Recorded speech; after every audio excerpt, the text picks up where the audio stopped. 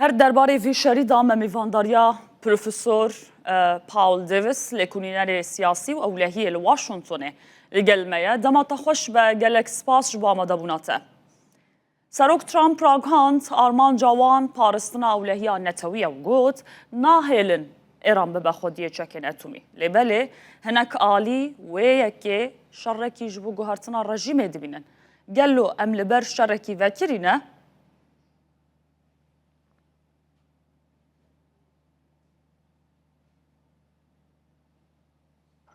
This war is going to continue until شر بردوام دەبێت تاوەکو ئەو کاتێ حکوومەتی ئێرانی هەموو مەرجەکانی ئەمریکا یان جێبەجێ دەکەن ئەوە تا کۆتایی پێدێت و حکوومەتێکی نوێ دێتە جێگەی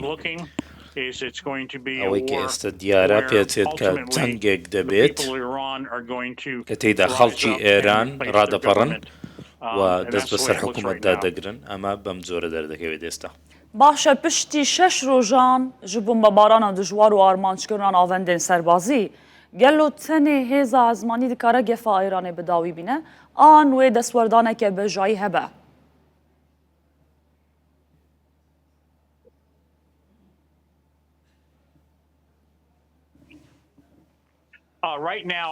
ئێستا پێم وانییە کە هێز بچێتە نێو خاچی ئێران یەکسەر پێم وایە کە سەرۆک ترامپ دەیەوێت بەبێ ئەم بژاردەیە شتەکانی خۆی جێبەجێ بکات و هێزەکانی ئاسایش یان سوپا سەکەکانی خۆیان دابنێن هەروەک داوای کردووە و خەڵک ڕاپەڕین بکەن بژاردەیەکی دیکە ئەوەیە کە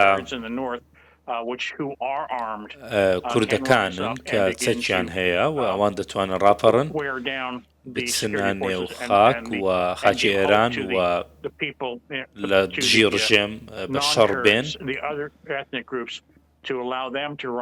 ڕێگە بە کاتەکانی دیکەش بدەن ڕابپەڕن بەڵام پرسیارەکەوەی ئەم گروپانە چەکیان پێ باشە پەیوەندیەکە تەلەفۆنیت ناوبەرە سەرۆکی ترامپ و پارتیên کوردیدا چێ بوو پارتیên کوردی ئامادەبوونا خۆ نیشاندانەک و ئالیکاریە ئەمریکای بکەن دوی شەریدا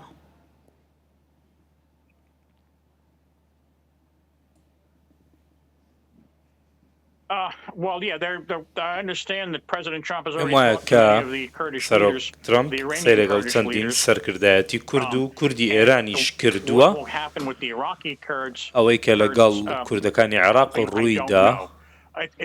نازانم هەمان شت ڕوودەدات یان نا ئەمە شتێکی زۆر ناسکە حکوومەتی هەرێمی کوردستان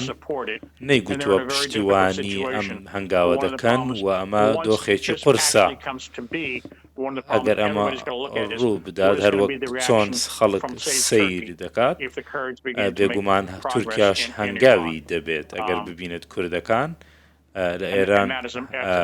هەنگاوێکیان هەبێت ئەمەش بەڕاستی جێگەی نیگەرانیە باشە نەرینە ئەمریکایê دەربارەی ئێرانێدا چاوایە دێ وڵاتێکی چاوە بە سیستەماوێ دێ چاوە بە پێشە ڕۆژێداوێ ببە فەدەراڵی تایبەت گۆ گەلک نەتەوە لە ئێرانی هەنە باژارێکی وڵاتێکی پرنەتەوە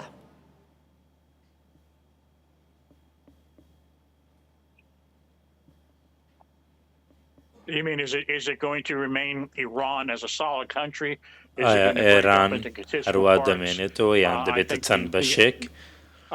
پێم وایە کە ئامانجەکە بۆ چەندین ئێرانی ئەوەیە کە بەرەو سیستمێکی فیدراڵی بڕۆن وەکەوەی کە لە عێراق هەیە لەگەڵ کوردەکان و لەگەڵ شیعەکان و چەندین پێکاتەی دیکە کە ناوچەی ئۆتۆنۆمی خۆیان هەبێت بەڵام حکوومەتێکی ناوەندی شەبێت باشە هون دبینن گەلێ ئێرانێ ئالیێن ئێرانی حاضر بوون ji vê êrişa Amerîkî ra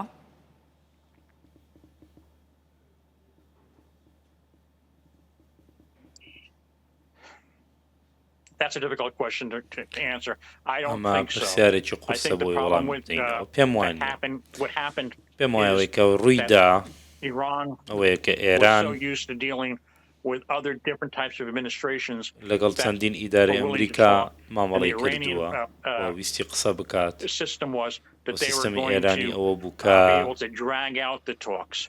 بتوانن بچنە سەر مێزی دانوستاندن و قسە بکەن پێیان وانە بوو کە پێشبینی واشیانە دەکرد کە هێرشیان بکرێتە سەر بۆی پێم وان نییە کە حکوومەتی ئەمریکا پێشبینی ئەم هێرشەی کرد بێت چما ڕێڤەبەریە ئەمریکا و ئیسرائیلێ بتایبەت ئەف دەم ji bo tevgera serbaziya berfere helbijartin bi taybet piştî gerêndawiyên danûstandinan li Oman û Cenevê.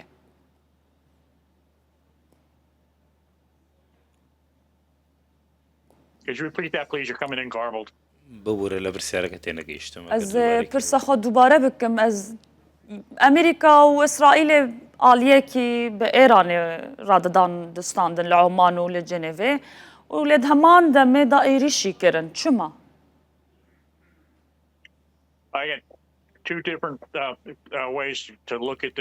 دوو ڕێگەیە بۆی سەیری بکەین یەکەمیان ئەوەیە کە ئەمریکا گەیشتە ئەو ئەنجامەی کە ئێران دانوستاندن ناکات بە شێوەیەکی دادپەروەرانەوە چاویان لە دانوستاندن نییە هەندێک شتیان لێ داوا کرا بۆ نمونە کەمکردنەوەی پیتاندین کەمکردنەوەی پەرەسەندنی پەرەپێدانی موشک و پارەدارکردنی گروپەکان هەردەیان گوت ئێمە ئەوە دەکەین بەڵام دواتر دەیان گوت ئەمە ناکەین بۆیە پێم وایە کە ئەمریکا ئەوە بڕیاریدا گوتی ئەم دانوستاندنانە هیچ سوودێکیان نییە دەبێت شتێکی دیکە بکەین ئێمە دەبێت سەیری دووشتی جیاواز بکەین ئیسرائیل ئێرانی بە هەڕەشە دەزانی بۆ سەرخۆی و ئەمریکاش وەکو هاوپەیمانێکی ئیسرائیل ویستی ئەم هەڕەشەیە ڕابگرێت وەگەر سەیری ڕوانگەیەکی جیهانی بکەین دۆخەکە ئەوەیە کە ڕاگررتنی نەوتی ئێران هەناردەی نەوت بۆ چین کە یەکێکە لە هەڕەشە جیهانیەکانی بۆ جیهانیەکان بۆ سەر ئەمریکا بۆی هەوڵیاندا هەناردەی نەوت ڕابگرن بۆ ئەوەی کە پەرەپێدانی موشک و درۆنیش ڕابگرن کە رووسیا لە جێ ئۆکرانیا بەکاری دێنێت و لە ئێرانی دەکڕێت بۆیە ئەمریکا ویستی ئەمە ڕابگرێت و ئیسرائیلی ویستی ئێران ez ê pirsa xwe ya dawî li ser rewşa Lubnanê bikim niha İsraîl êrişî Îranê dike lê vê sibehê êrişî Beyrûtê û daxiyaya başûr li Lubnanê jî kir İsraîl karibe di heman demê da şerê Îranê û Hizbullah jî bike.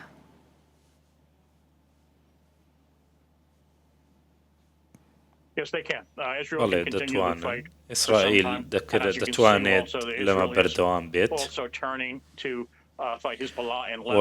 بینیومانەکە ئیسرائیل سەرنجی لەسەر حیزبوڵڵای لوبنانە لە دۆخێکی پڕهەستیاردایە لە ئێرانیش لەگەڵ جەنگدایە ئیسرائیل لە چوونە پێشەوە بەردەوام دەبێت لەگەڵ ئەمریکا بێت یان نا بۆیە ئەمە دۆخێکی زۆر جیاوازەکە ئێمە سەیری دەکەین. gelek spas Profesör Paul Davis lêkolîner û lêkolînerê siyasî û ewlehiyê li Washingtonê li gelmeye li gelme bû dest xweş.